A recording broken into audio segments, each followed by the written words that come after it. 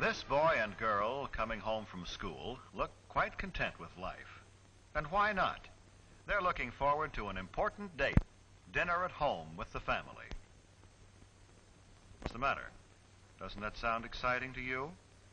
Well, to them it's a special occasion, as it has been ever since they sat down to dinner in high chairs. Why should they feel that way about something you take so completely for granted? Well, let's see if we can find out. First of all, daughter has changed from school clothes to something more festive. Dressing a little makes her feel and consequently look more charming. Even the table takes on a special air. Mother, too, changes from her daytime clothes. The women of this family seem to feel that they owe it to the men of the family to look relaxed, rested, and attractive at dinner time. Brother is spending an hour before dinner catching up on his homework.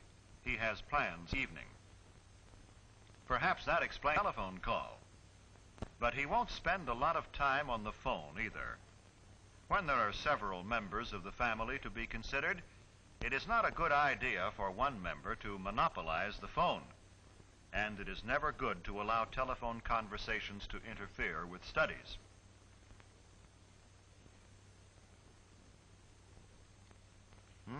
Is it that late? Dad'll be here any minute. Better tell Mother she's needed in the kitchen. Brother notices the time and realizes that he must put things in order and clean himself up in time for dinner.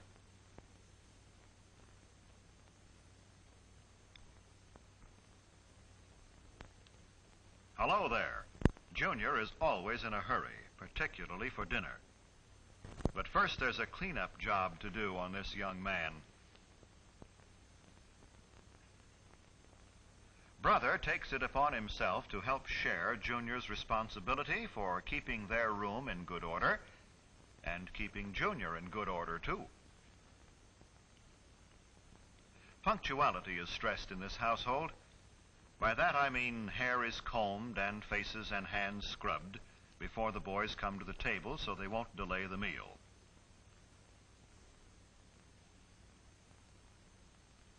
Now, mother and daughter put the finishing touches on the dinner.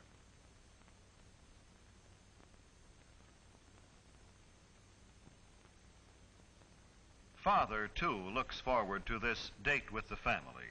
He has had a hard day at the office, and in his briefcase are some contracts which must be looked over tonight. But in the meantime, he will relax at dinner with those he loves. A simple centerpiece made from some flowers which grow in the backyard is another of daughter's contributions to the dinner. But it takes up a little too much room, so she moves it to the sideboard.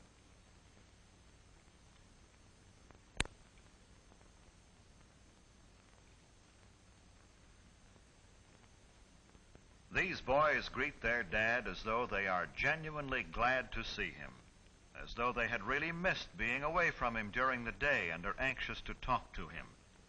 This is the time for pleasant discussion in a thoroughly relaxed mood. They don't pick this time of the day to spring unpleasant surprises on Dad.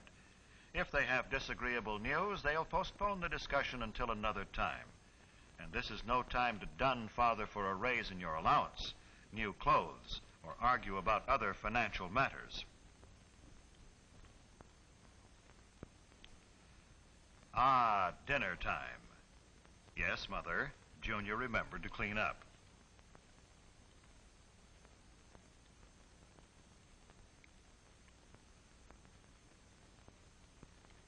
Brother seats Junior.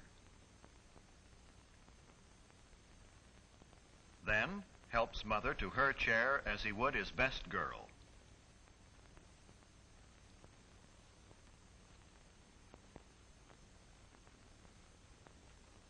Well, the dinner date has begun, and they're all happy about it.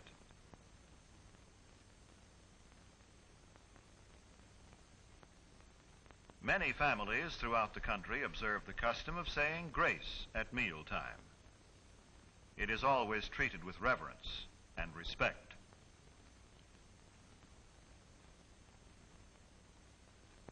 Napkins on the lap The family awaits service. They converse pleasantly while Dad serves.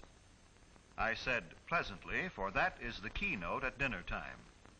It is not only good manners, but good sense. Pleasant, unemotional conversation helps digestion. Father serves mother first, then daughter, then the boys. Don't worry, fellas, you won't get left.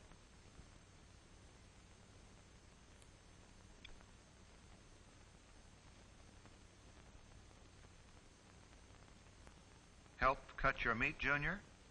Of course. By example, older children can teach younger ones good table manners.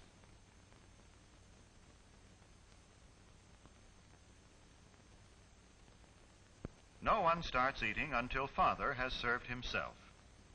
Always wait for the hostess, in this case Mother, to begin eating before you start. Let Father and Mother guide the conversational trend if they desire. After all, they made all this possible and may want to talk over their day with each other. Tell Mother how good the food is. Maybe Sis rates a compliment too. It makes them want to continue pleasing you. Well, all this is good general advice, but there are some specific don'ts. Maybe the family will demonstrate for us. Don't monopolize the conversation and go on and on without stopping. Nothing destroys the charm of a meal more quickly. To say that the rest of the group is bored would be a gross understatement.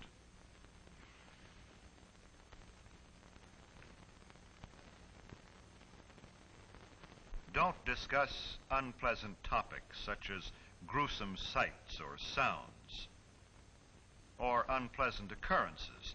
This is a time of pleasure, of charm and relaxation, remember?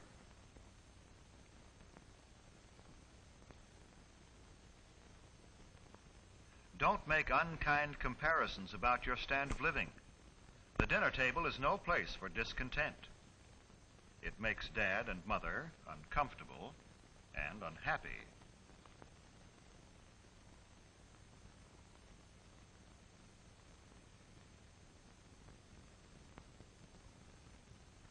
Don't insult your brother or sister with offensive remarks about friends. Arguments, harsh words mean tension and distress for everyone.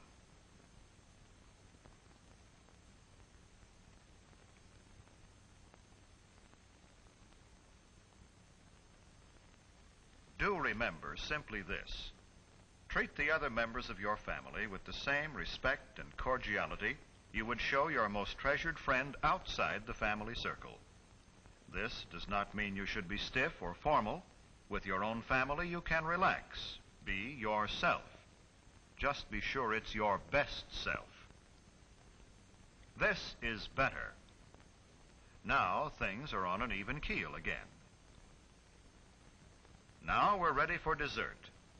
Most families don't have maids, so Mother needs help with the serving from the kitchen. Son says Mother has done enough. Watch him play butler.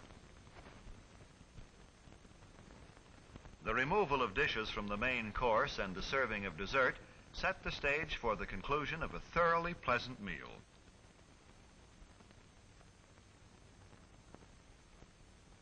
Do you begin to see now how a date with your family can be a truly special occasion? Do you know why brother and sister looked forward to the evening? When the dinner hour at home is treated with a certain amount of graciousness and ceremony, it can be memorable. There is no family so poor but that the evening meal can be eaten in an atmosphere of warmth and gentleness. There is no family so busy but that it can come together in the evening for a dinner date which will give its members something to look back upon with happiness all their days.